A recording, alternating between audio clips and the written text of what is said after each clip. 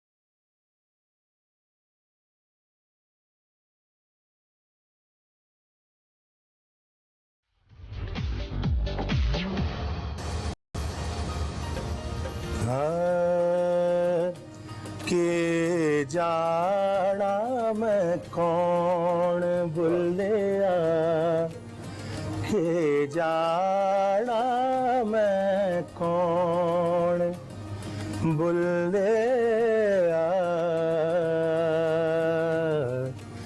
के जाना मैं कौन, ना मैं मोमल विच मसीता,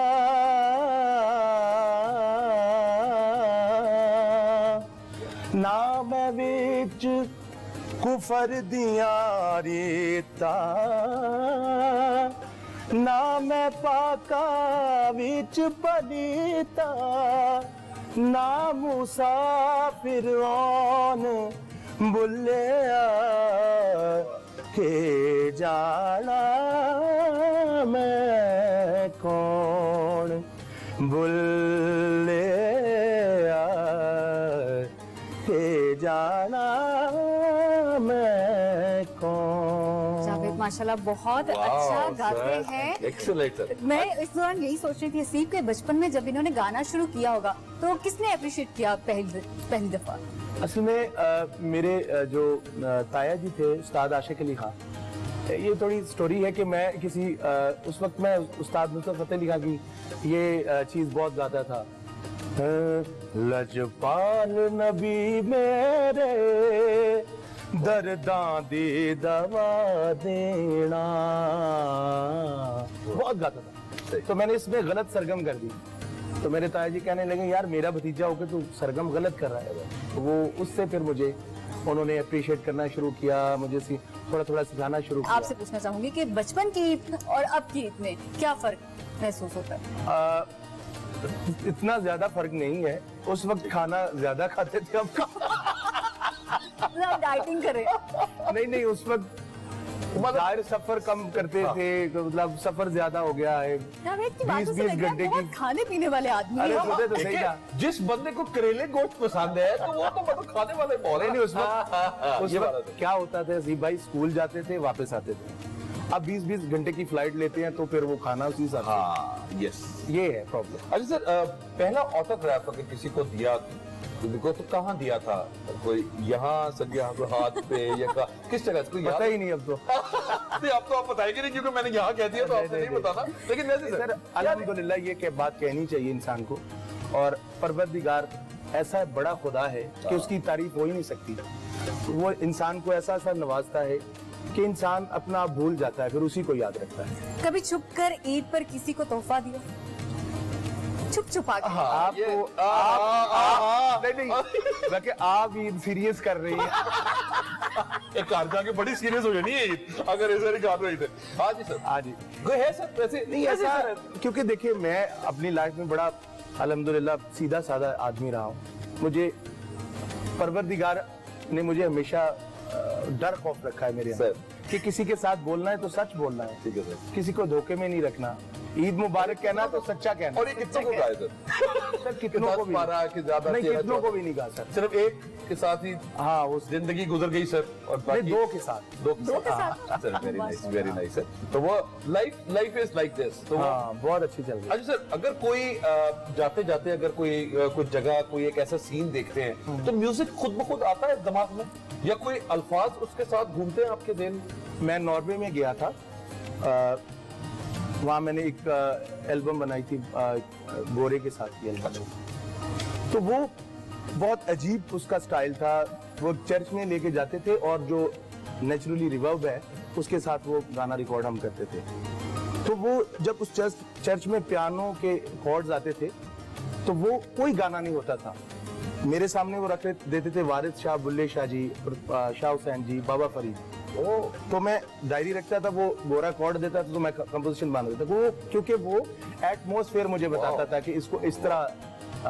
अच्छा, नॉर्वे का बड़ा नाम लिखा था म्यूजिक के अंदर। जी, मतलब तो क्या इट्स ट्रू सर? मैं तो सर एक नॉर्वे में मुझे तो बहुत पता ही सुनने नहीं वाले है ऐसा म्यूजिक का इतना, लेकिन आप मैं नॉर्वे की बड़ी बात सुनी हुई है कि हर कोई जाकर बताता है कि हमने यहाँ पे आकर परफॉर्म किया। मैं सर 9-10 दफा गया हूँ नॉर्वे, सही। और बहुत प्यार करने वाले लोग हैं और म्यूजिक को सुनने वाले लोग हैं। सबसे ज्यादा किस मुल्क में जाके मजा आया? वैसे तो अल्हम्दुलिल्लाह पूरी दुनिया में जाके बहुत मजा आया, लेकिन इंडिया में बहुत एंजॉय किया मैंने, बहुत ज्यादा। इंडिया वाले ज्यादा जोशीले होते हैं, मतलब जोश जो शीले की बात नहीं, यानी उस जो आप म्यूजिक करते हैं ना, हाँ, अगर को उसको एज इट इज समझने वाला, अब मैंने जितने रातों जाग के कई दफा मैं गाता गाता रो पड़ता हूँ, मतलब एक जगह नहीं हो रही तो उसको करके ही रहना है, सुबह हो जाए चाहे अगली शाम हो जाए, तो उससे प्रॉब्लम्स भी होती हैं, स्टमक भी खराब होता है, बहुत प्रॉब्लम्स होती है। तो फिर अगर को उसको अंडरस्टैंड करने वाले लोग ना हो तो कितनी तकलीफ होती है। बिल्कुल। तो अल्हम्दुलिल्लाह अपने मुल्क में बहुत इंजॉय करते हैं, एंड देन इंडिया में जाके बहुत इंजॉय। अच्छा, इंडिया की बात जैसे नॉर्मली लोग कहते हैं कि जी आप वहाँ जाते हैं तो लोग आपको मानते हैं that you are a singer, और उसके बाद पाकिस्तान में भी मानते हैं। पाकिस्तान में भी मानते हैं। तो sir why is it so? मतलब ये मुझे तो ये डिलेमा लगता है सर कि हम अपना, अगर कोई हमारा अपना कोई एक डायमंड है, असल में ये सीधी सादी बात है कि इंस्पायरेशन है। ठीक। जिस तरह हम इंडिया में जाते हैं तो वहाँ के लोग कहते हैं यार हमें पाकिस्तान बहुत पसंद है, क्योंकि वो जो पार्टीशन हुई है तो उधर के जो रिलेटिव्स हैं वो इधर हैं, इधर के जो उधर हैं, तो वो आई थिंक तड़प जो है वो एक दूसरे से मोहब्बतें जो हैं वो अलग नहीं हुई, मुल्क चाहे अलग। हाँ, बिल्कुल बिल्कुल। तो ठीक है जी, अब मेरे ख्याल है एक छोटी सी ब्रेक पे चलेंगे। बिल्कुल। और ब्रेक पे जाने से पहले कौन सा गाना सुनाएंगे आप जो आपके दिल के बहुत करीब है, जो आपके साथ है, जिसके ऊपर कुछ नाच भी सकूं मैं, क्योंकि मैं इसे बैठा बैठा रह गया तो मुझे नाचने का, आप देखिए इस अगर मैं यही सोच रहा हूँ आप नाचिए। वो देखिए जी, वो उर्दू का 5 ही है, का काम है, वो मेरा काम है सर, वो मैं, मुझे पता है कि मैंने कैसे नाचना है। अच्छा, तो वो आप कौन सा वाला गाना सुन? वो मेरा था ना कॉकटेल में गाना, दिल लुटी आए मस्त निगावा, दिल लुटी आए मस्त निगावा, तेरा नाम जप दी फिरा सोनिया, तेरा नाम जप दी फिरा, तेरे नाम तो सदके मैं जावा, तेरे नाम तो सरे निकाले बनी रहता, तेरे नाम तो सदके मैं जावा, तेरा नाम जप दी फिरा। ले जी, अभी तो हमने सिर्फ बैठ के गाना सुना है, अभी इनको यहाँ पे खड़ा करते हैं, मैं नाचता हूँ, उसके बाद हम थोड़ी देर के बाद एक छोटा सा ब्रेक लेंगे, उसके बाद will be coming back. Sir दिल लुटिया आ जाए, सर दिल लुटा आ जाए। अच्छा।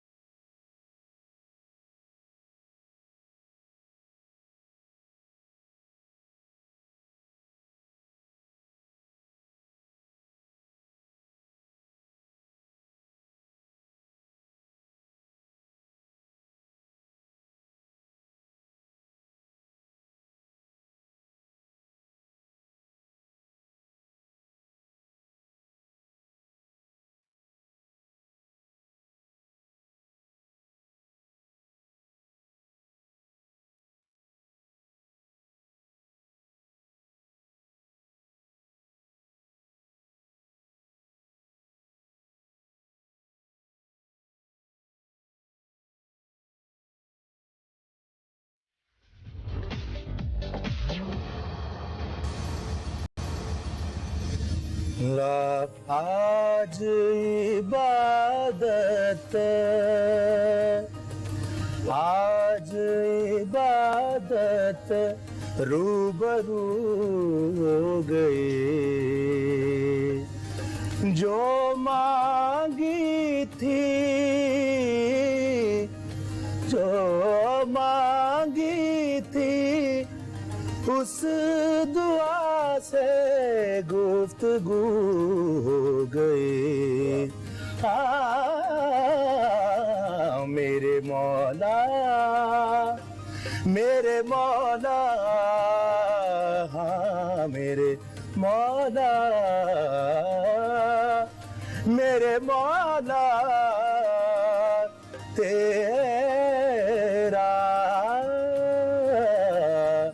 शुक्रिया। Thank you. जबरदस्त। समा बांध देते हैं आप।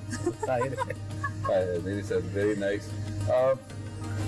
माशाल्लाह जितना पक्का आपको पता है, आपके सामने अगर कोई एक बेसुरा आके गाने लग जाए तो आपकी कैफियत क्या होगी सर? आपके चेहरे के एक्सप्रेशन चेंज तो होंगे ही होंगे कि ये क्या पहले नहीं होता था, ये सच्ची बात है, क्योंकि सच भी एक ईमान है, बिल्कुल ऐसे। और मुकम्मल ईमान है। तो पहले नहीं कभी ऐसा हुआ, अब तकलीफ होती है अंदर से बहुत ज्यादा। चेहरे में भी नजर आती है। नहीं, मैं उसको बताऊं या ना बताऊं, अच्छा ठीक है। लेकिन जब वो बेसुरा गाता है तो मेरा अंदर अल्हम्दुलिल्लाह मेरी माँ ने मुझे बहुत दुआएं दी हैं। सर मैंने अपनी माँ से इतनी दुआएं ली कि शायद को बेटा ले सकता हूँ। खुश नसीब। बिल्कुल। मैं सारी रात अपनी माँ के कदम पाँव दबाता और चूमता था, क्योंकि मैंने कुरान शरीफ पढ़ा है, उसमें अल्लाह ताला फरमाते हैं कि मेरी ताईद करो और नबी अकरम सल्लल्लाहु अलैहि वसल्लम की करो और माँ बाप की करो। तो फिर उस वजह से मेरे अंदर वो चीज़, अब वो कंप्यूटर नहीं है जिस तरह अंदर हो जाता है, वो छोटी सी भी चीज़ हो जाती है मेरा दिल पकड़ा जाता है। मैंने कहा यार, फिर कहने से किसी का दिल टूट जाता है सर। जावेद, कोई खास गाना जो आपके बहुत करीब हो? वैसे तो जो सुर में गाने होते हैं यानी वो दिल के करीब होते हैं, या जिसमें अच्छी इस तरह अच्छी कंपोजिशन होती है। तो एक शेर मुझे बहुत पसंद है कि सूफी और आम बंदे का लफ्जों का चुनाव कैसा होता है, वो मैं आपको सुना। जी सर। एक आम बंदे का शेर लिखने का क्या स्टाइल है और एक सूफी किस तरह लिखता है, इसी बात को। ठीक। वो कहता है, आम बंदा कहता है, चैन तुमसे करार तुमसे है, जिंदगी की बहार तुमसे है, यूं तो दुनिया में है हंसी लाखों, क्या करूं मुझको प्यार तुमसे है। सूफी इस बात को किस तरह लिखता है, कहता है वो कौन है ऐसा जो तेरी शक्ल दिखा दे, वाह। वो कौन है ऐसा जो तेरी शक्ल दिखा दे, एहसान है उसका जो मुझे मुझसे मिला दे। आप देखिए, वाह है वाह, बात वही है, बात लेकिन वही है, yes। कि सूफी किस तरह मतलब लिखता है। ईद अगर घर पे गुजारते हैं तो बेगम से क्या फरमाइश करके पकवाते हैं, करेले गोश्त के अलावा? हमारे घर में बहुत कुछ बनता है। अच्छा। हाँ, हैदराबादी बिरयानी बनती है, बहुत कुछ बनता है। ऐसे खाने का ताल्लुक होता है मतलब सुर के साथ? या कभी मैंने ऐसे ही मेरे सूफी के साथ नहीं होता है, उसकी यानी उसकी पकाई के साथ है, मतलब उसको अच्छा। बनाने के साथ है। मतलब अगर उसमें टेस्ट है तो आर्टिस्ट खुश होता है, ठीक। अगर उसमें टेस्ट नहीं है तो वो आर्टिस्ट के लिए बहुत बुरी चीज है। मतलब गाने जैसा ही होता है खाना। हाँ बिल्कुल बिल्कुल। देखिए ना, गाना तो चलता ही रहेगा, साथ में ईद की बात भी होनी चाहिए, क्योंकि ईद का दिन है, लोग हमें देख रहे हैं और वो जानना चाह रहे हैं कि जावेद ईद कैसे मनाते हैं। बिल्कुल। तो आप बताएं, बेगम को शॉपिंग कराने के लिए लेके जाते हैं, किस तरह से शॉपिंग कराते हैं, या वो खुद जाती है? नहीं, वो कई दफा तो मतलब इधर नहीं होते तो वो खुद चली जाते हैं, कई दफा मैं होता हूँ तो फिर वो मेरी तो मर्जी होती है उसके हिसाब से। अच्छा, इस ईद पे किसका वैसे मुझे जो लगता है ईद इस तरह मनानी चाहिए, जिन लोगों के पास ईद मनाने के लिए कुछ नहीं है उनको पास बुला के या उनके पास जाके ईद करें। मैं आपको यही सवाल, सबसे बड़ी ईद ये है। मैं यही आपको सवाल करने लगा था, इस ईद पे किसको गले लगाने का दिल चाह रहा था आपको सर? वैसे आप मैंने ऐसे ही चाहता कि एक बात है, मैं कहा आप जितने आप कह रहे किसी को अपने पास बुला रहे, किसी के पास चले जाए। मैं अल्लाह से दुआ करता हूँ जितने दुखी लोग हैं अल्लाह पाक सबको मैं उनको गले अरे ये तो हुई सियासी बात, दिल की बात सियासी नहीं है ये। ये तो गलत दिल वाली गल्ला करो। अच्छा, दिल वाली कोई ऐसा दोस्त जिनको आप कहें कि जी कोई दूर है जो वो आपके पास आ जाए, मैं उसकी बात कर रहा हूँ, हाँ, फ्रेंड की, या दोस्त की। तो क्या ईद के हवाले ईद के हवाले सबसे पहले तो जी ईद के हवाले से यही बात है, अल्लाह सबको खुश रखे और सबको अच्छी से अच्छी ईदें मनाने की अल्लाह पाक तौफीक दे और सबको सुरखरू रखे। बिल्कुल मेरी दिली दुआ है, बस ठीक ठीक है। अच्छा सर, फिल्मों में पाकिस्तानी फिल्म इंडस्ट्री अभी इस वक्त आहिस्ता आहिस्ता फिल्म बन रही हैं और इसमें म्यूजिक भी मतलब आ रहा है, बहुत सी फिल्मों के म्यूजिक भी अच्छा है, थोड़ा सा गुनगुनाने को दिल चाहता है गाने। तो आपका उसमें क्या, where do you see yourself in these movies? कि कोई मेरे आए थे ना वो तलबगार मूर में गाने आए थे, तो मैं उसी के लिहाज से कि आगे आपका क्या प्लान हैं और आगे क्या अभी भी एक क्योंकि यहाँ फिल्में कम बन रही हैं तो इसमें थोड़े गाने आ रहे हैं, लेकिन हिंदुस्तानी मूवीज में बहुत आ रहे हैं गाने। ठीक। लाइंस लगी हुई हैं। सही हाँ। तो लेकिन पाकिस्तान में जो हमारे प्रोड्यूसर हैं, हमारे डायरेक्टर हैं, वो उस चीज को, उस म्यूजिक को समझने लग गए सर अब? जिस तरह पहले हाँ, तो लग तो रहा है क्योंकि विजन में एक लग रही है चीज, एक तासीर होती है ना, एक इम्पैक्ट होता है। वो आपके काम से या आपके कपड़ों से या आपके बोलने से या आपकी बात करने से पता चल जाता है कि वो गेम ऑन है। क्योंकि सर हम वो वाली जनरेशन है जो वो वाले गाने सुन के वो बड़े हुए हैं, कुंडी ना खिड़का सोनिया सीधा अंदर आ टाइप वाली, तो वो उनके लिहाज में सर आप इस तरफ क्यों जा रहे हैं? सर मैं आपको सिर्फ वो एक एक्सट्रीम बता रहा हूँ, तो दूसरी एक्सट्रीम ये है ये कि तो इस तरह की होनी चाहिए, कुंडी ना खड़का सोने पुठा अंदर आ।